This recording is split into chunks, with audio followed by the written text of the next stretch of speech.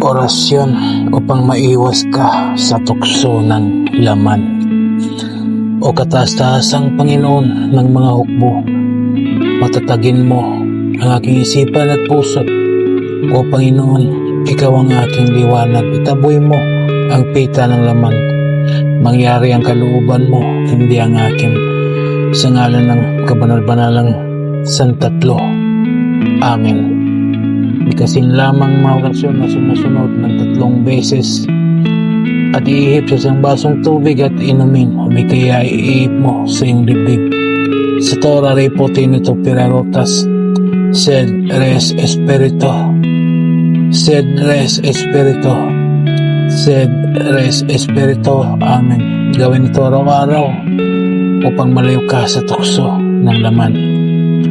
Maraming salamat sa mga tao na naniniwala at tumangkilik sa mga binahagi kong kaalaman.